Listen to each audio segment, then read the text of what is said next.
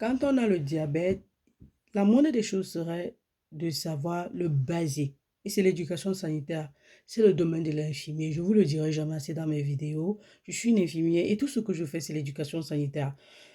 En termes de tout, en fait, je préfère plus l'éducation sanitaire aux médicaments. Et même en termes de médicaments, il faut l'éducation sanitaire. Par exemple, comme lire la notice des médicaments pour être au courant des effets secondaires.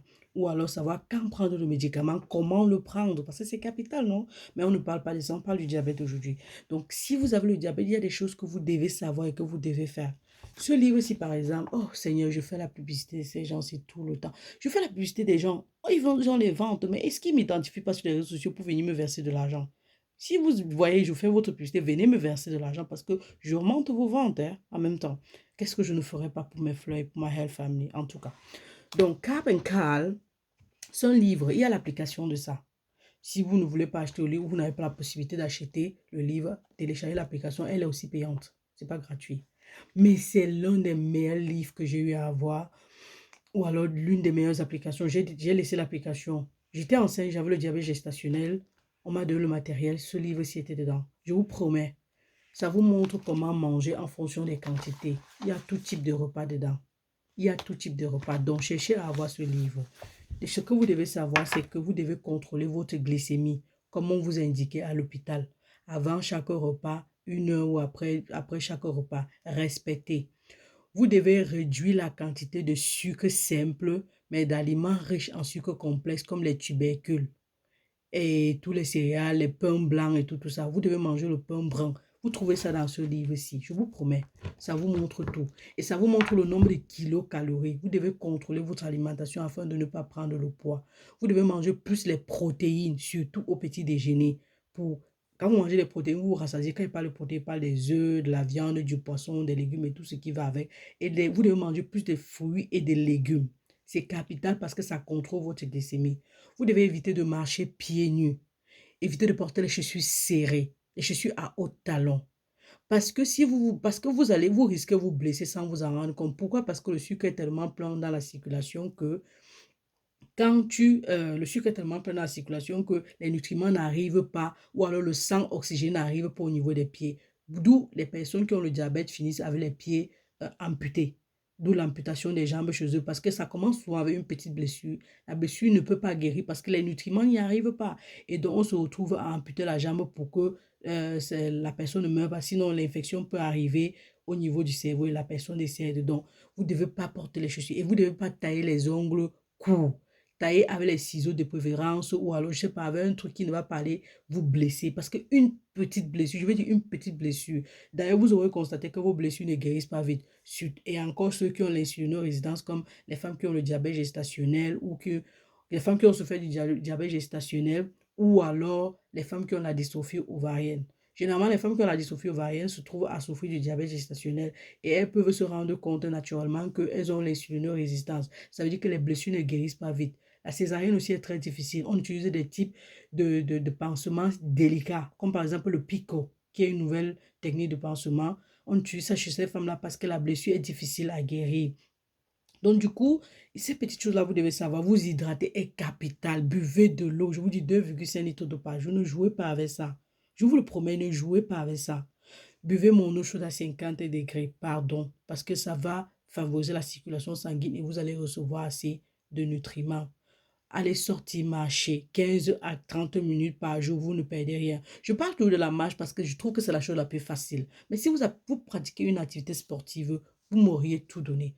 N'oubliez pas, c'est votre santé qui est ma priorité. Le régime thérapeutique, si on vous dit que injectez-vous l'insuline, ou prenez les insulines, ou prenez les antiglycémiens, anti, italien, anglais dans ma tête, les antiglycémiens, c'est les antidiabétiques, pardon. Si on vous dit de prendre les antidiabétiques, pardon, vous devez respecter les prix. Si on vous dit prenez 1 heure après le repas, prenez si la glycémie a telle valeur, respectez ça. C'est cette éducation-là qu'on vous donne. Mais si vous négligez, vous allez pleurer. Vous allez pleurer. Parce que quand vous avez les valeurs de glycémie assez élevées, vous pouvez aller en coma. Tout comme si vous avez les valeurs de glycémie assez basses, vous pouvez aller dans le coma. Le coma hypoglycémique est même tellement plus grave. Le coma kétoacidose est aussi dangereux. Donc, du coup, Tout ici est question d'équilibre et de contrôle du style de vie. Dormez bien, reposez-vous assez. Réduisez les boissons excitantes comme le café, réduisez la quantité de thé. Il y a les sucres pour les diabétiques, on appelle ça euh, les sweeteners en anglais, les sweeteners. C'est pas vraiment le sucre, c'est juste pour donner la saveur, le goût sucré aux boissons, mais ça n'augmente pas la glycémie et ça n'augmente pas ça en kilocalories, pardon. Donc, rappelez-vous, les noix comme les noisettes, les arachides simples, ça contrôle la glycémie, les protéines. En termes de fruits ici, regardez aussi la qualité. J'ai dit tout à l'heure les fruits et les légumes, mais plus les légumes. Si vous voulez faire les smoothies, ça va être bien parce que les légumes vont contenir la quantité de sucre dans les fruits. Donc, mangez peut-être une pomme de franc. Ne mangez pas tout d'un coup. La banane, regardez la quantité de sucre. Mais si je vous ai dit tout à l'heure, achetez le manuel et le manuel à la maison. Et ayez un glucomètre à la maison. Comment tu peux être diabétique, tu n'as pas le glucomètre? Tu mets de soi quand même, hein.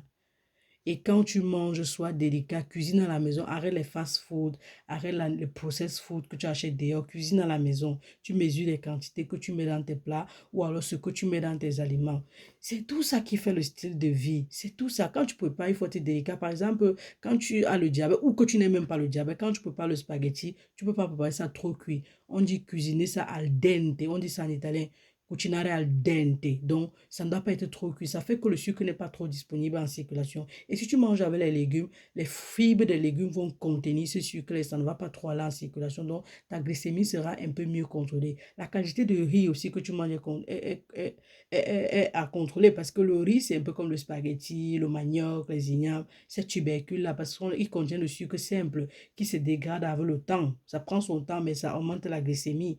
Et quand on parle de glycémie élevée, tu peux avoir une neuropathie, c'est-à-dire on coupe le pied, ou une rétinopathie, c'est-à-dire tu deviens aveugle, oui, on devient aveugle, ou alors une néphropathie, tu as l'insuffisance rénale, ou alors les maladies cardiovasculaires comme l'AVC, l'infarctus, ou l'ictus qui est le stroke qui est l'AVC, oui, l'ictus en italien, le stroke en anglais, l'AVC en français, excusez-moi, donc, vous aurez constaté, juste souvent certains mots, peut-être qu'en français, vous ne reconnaissez pas, mais ça existe en une autre langue.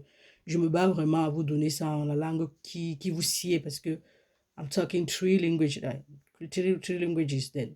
It's not quite easy because I'm learning English. Je suis en train d'apprendre l'anglais. Donc, du coup, c'est un peu un mix quelquefois. Donc, pardonnez-moi. Mais j'espère que je vous donne quand même l'essentiel dans mes vidéos.